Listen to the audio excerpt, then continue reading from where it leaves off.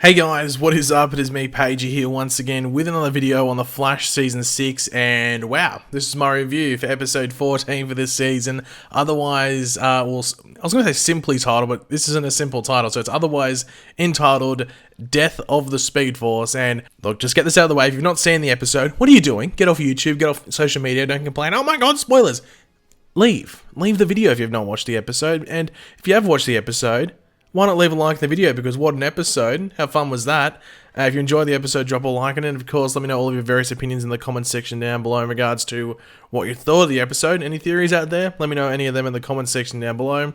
But obviously we didn't have an episode last week, but the episode before was an episode where some stuff happened, and we saw right at the end of the episode that Nash was attacked by Sherlock, or Sherlocko, but with reverse flash eyes. And that's pretty much where we left the episode, and pretty much all that's sort of relevant in this episode from last week, or from last episode. But we do start off the episode with Russians in helicopters, or Russians in a helicopter, and it starts to crash land. It looks like it's like rusting, essentially. That's what's sort of happening to the helicopter. And Team Flash thinks Barry's on the case. There's a speedster marker going on, and I saw it was yellow at the beginning. I was like, that's not Barry's anyway. But anyway, they saw it on the map. They think it's Barry, but Barry's eating noodles. Or he had something in a cup. It was eating something. Barry's always eating, I guess. But it's actually Wally. Kid Flash is back in town. He's the one saving the day. Now, we did find out that Wally has, I guess, a couple of new things going on, but the main visual, I guess, ability that we got to see Wally have is that he's able to sort of duplicate or replicate himself, which is pretty cool. And we do find out, like, pretty much straight after, that he is more in tune with the Speed Force. So his time on the Buddhist side of things, if you want to call it, is helping him out. He can actually communicate better with the Speed Force in general. So Wally's definitely more advanced than when we last saw him. Still has the same suit, but ability-wise, he's much improved. Now we do get Eva starting to like freak out, almost like glitch out in like the mirror world, and Iris, or Mirror Iris in the real world, sort of replicates that. So I'm sure we'll see more of that in the episodes to come, but they gave us a little tease of it now, and we saw pretty much, I guess, when Iris was acting weird, it was mainly around Camilla, and that's obviously important for what happens at the end of the episode. But yeah. Now it was weird in that welcome back party, if you want to call it, to Wally, that Cecile couldn't read that Iris wasn't Iris. I thought that was like the whole point of keeping them separated for multiple episodes. So I thought they would have actually sort of maybe addressed that, but they didn't. So, and they even had Iris go with Cecile back to the Citizen. So yeah, maybe a bit weird they didn't do anything there. I thought they would have tried to keep them separated in some way in this episode, but they actually force them together for something that happens off screen. So random, and also sort of doesn't make sense. But anyway. Now, of course, Cisco does return. We do find out he's been to Atlantis on his trip. There's some stuff with Cisco in this episode in regards to, like, he doesn't feel like he really succeeded in what he, intended when he went out on his trip and stuff like that. But, we'll see what happens in the next couple of episodes with Cisco. Maybe he might find his true calling, if you want to call it. Now, Barry having a speed hiccup, if you want to call it, is similar to a couple of times before, mainly was in episode 10, I think it was, when we came back, when he went to Lian with Diggle, and then also when his speed healing wasn't working, which I think might have been in the same episode, I'm not too sure. But that's essentially why Wally West is back in Central City. He has sensed recently that something is, something's up and something's wrong with the Speed Force. As I said before, he can pretty much communicate with the Speed Force, have a conversation, yo, what's up? Sort of like how Barry sees the physical embodiment of the Speed Force in his mother. Wally can just, mentally communicate, which is pretty cool. But essentially, Wally hasn't communicated for months with the Speed Force and what's going on, since some stuff that's happened with Barry, I guess with both the negative time, if you want to call it, with the whole Bloodwork storyline, as well as the events of Crisis. Now, Iris actually does dish out, I guess, the rough story of what's happening with Barry to Wally, or what happened in that whole thing to Wally, which pretty much sets Wally off to go investigate a bit deeper. Now, we did have a villain for the episode. It's sort of like a villain of the week. Now, at Comic-Con, they said that Wally was coming back for a multi-episode arc to fight one of the Flash's greatest enemies. Obviously, what they said back then, those are early days, and it didn't work out. Maybe Ken Lonsdale, who plays Wally, was only available for one episode, so that changed. So, if things played out how they originally intended, Wally would have been back for maybe 3 episodes, and they'd probably take on Reverse Flash or another big character like that. But we had Frida, who was a green-robed woman who attacks one of the people that Wally saved from the rusting, falling helicopter at the beginning of the episode. Now, Frida is actually a new take on Turtle, or as Cisco names her simply, Turtle 2.0, which even Barry questioned, like, is that even that good of a name? But anyway. Now, she was using what I guess is the show's version of the Still Force. They didn't call it the Still Force, but essentially it's the show's take on the Still Force, like advanced Turtle powers. But in the comics recently, Turtle gets the Still Force, which is like this new type of force, as the name sort of suggests. It's like the Speed Force, but different things. It was introduced only like a year and a half ago in the comics, which is pretty crazy. Only actually just over a year ago. But essentially in the comics, the Still Force, the Sage Force, and the Strength Force, which are all these different new forces, feed off the Speed Force and are slowly killing the Speed Force. So they sort of introduce something similar to that in this episode without actually calling it this new force, because I guess they would have had to introduce all the different types. But essentially the main new ability that comes with Turtle 2.0 is like energy consumption and draining, which we see. So yeah, which is pretty much like a thing from the Still Force. Now, in regards to Wally confronting Barry, he actually takes Barry into the Speed Force, like mentally, like it's completely unsettled. You can tell it's broken, and it's because of something that Barry did. Now, Barry and Wally's scene, I guess you could say, after finding this out was great. I did just like the whole clash there. I think Kenan Lonsdale, I think he killed it the entire episode. He's probably the MVP of the episode, I have to say. But Wally did say that, during his like time communicating with the Speed Force, he could see potential futures and possibilities and stuff like that.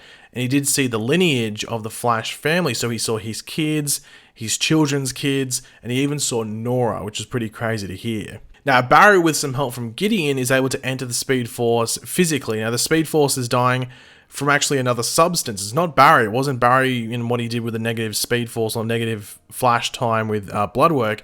But apparently it's from the Spectre giving him his energy and that full potential, which I'm not the biggest fan of because it seems it's a bit easy writing. Like, I think maybe the original plan was to have this story maybe be that 3 episodes. I don't know. If that's the case, they could have done more with the different forces feeding off the Speed Force. I feel like, I don't know. I'm unsure about it at the moment. I might have to rewatch the episode, but at the moment, I don't hate it. I just don't love that reasoning. But anyway, like, I actually would have preferred it if Oliver, like, booping Barry on the head or on the nose or whatever it was the placebo. Like, I think a lot of us thought it was, and actually, once this happened, I actually prefer the placebo thing. But I guess they needed a reason as to why this is happening to the Speed Force without actually blaming Barry really at all, because it's really the Spectre that did it, or Oliver. It wasn't really Barry's fault, to be completely honest. So I guess they had to come up with a reason. But I did like how the Speed Force dies in Barry's hands. I thought that was actually quite fitting, where it's both his mother, having to witness his mother dying again, but it's also something that he created, the Speed Force dying in his hands. I thought that was quite fitting and, as some might say, quite cinematic. Now, the speedsters, and in this case mainly Barry and Wally, do have residual energy, almost like a battery, so there is nothing to recharge them, but they do have, I think, pretty much what's said, they have about a couple of weeks of energy if it's used sparingly. So Barry will still be able to use his powers, but he can't go overboard. Now, the Joe and Wally scene in this episode was great. I mean, it's a Joe scene. Like, I don't know why I'm surprised, but I thought it was a very good scene. And we do have, like, sort of like Wally then having a scene with Barry in the Time Vault, where Wally does understand Barry's decision and why he did what he did, and, everything like that. So it was good that they came to a conclusion, or not, like, they came to they reconciliated, fairly shortly after that, because you can't have these two angry at each other for too long, can you? Now, something that we were waiting to happen in the episode was actually Nash being confronted by Thorn or Reverse Flash again, and it's the eyes that get him, and we actually find out that Eobard Thawne has actually taken over Nash's body, but, and this is a big but, and I cannot lie, he doesn't have his powers. So it's Thorn in there, but he doesn't have his powers, so he couldn't kill Cisco this time with a vibrating hand through the heart. He tries to, just in a general fight, but fortunately for Cisco, he's saved by Cecile and her magical taser. Now, the turtle in our CCPD scene was okay. It was just, I guess there was no real main thing that happened beforehand, but we do have Wally and Barry saving the day. Cool scene, them running on the walls and everything with the green energy. None of it really looks CGI. It looked like they were actually on wires on the wall, which I thought was pretty good. But I guess it was really Barry and Joe, I guess, that saved the day, because Wally gets caught in one of the bubbles, but Anyway, but they must have used up a decent amount of their Speed Force battery in that fight, or at least, you know, a decent percentage. Like, even if they use 5%, that's a lot just for like a, you know, 1 minute thing. So, you know, boys, you know, make sure you're using that battery sparingly. Now, the Wally and Joe scene as Wally leaves was great as well, but we do find that Wally notices that Iris is acting a bit different and lets Joe, you know, just, hey, keep your eye out there. So I wonder if Joe's going to be the one that finds out completely what's going on with Iris, or maybe he tells Cecile, or whether he tells Barry, or whether it's a solo Joe thing. He doesn't want to, you know, cause too much gossip amongst the Flash family, or Team Flash, if you want to call it, and he just sort of keeps an eye out by himself, and maybe he's the one that finds out. Now, Cisco and Caitlin do learn that the Speed Force is dead, but Barry wants their brains on sort of building a new Speed Force of sorts rather than focusing on what happened earlier. So they're pretty much going to create an artificial one, which is pretty crazy. I don't know how long it's going to take, whether it happens next episode, because I think next episode is going to be something different, unless Cisco and Caitlin are doing it in the background while you know, Barry's doing other stuff. But we'll go over that in my trailer breakdown in about, you know, 12 hours time or something from when this video goes out, maybe 14 hours.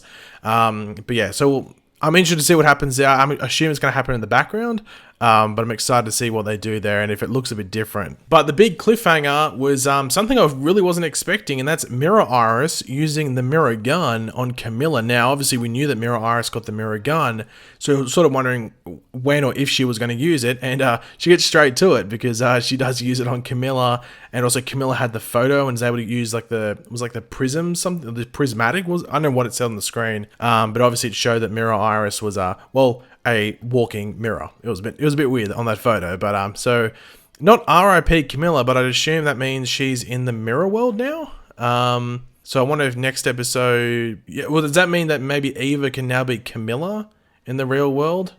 We'll have to wait and see, because that might fully explain. Like, anyone that has the mirror gun used on them and ends up in the mirror world, Eva then can be a version of them in the real world. I have to wait and see what happens next episode, because that could be very overpowered if that's the case. But overall, I really enjoyed this episode. I think this is probably my favorite episode of the season. I don't think it's necessarily ridiculously amazing story-wise for the entire season, but just on an enjoyment factor, I enjoyed the hell out of this episode. I can't wait to watch it again. I have really no real complaints. I thought the CGI looked good. I like how they use a lot of physical work rather than having to rely on CGI in some cases. And the Thorn stuff, can't wait for next week. I saw a bit of the trailer, didn't see all of it. I saw about maybe 5 to 10 seconds of it. And I saw Reverse Flash, so I'm excited for next week. And we'll go more over that in my trailer breakdown, as I said, in about 14 hours or so from now. But yeah, guys, thanks for watching. Hopefully you enjoyed the video. If you did, it'd be awesome if you could drop a like on it to show support. Let me know in the comment section down below. What did you think of this episode? Did you love it? Did you hate it? What were your general thoughts? Let me know any theories you have in the comments. And of course, if you are new to the channel, make sure to subscribe. And yeah, I'll catch you guys later. Goodbye.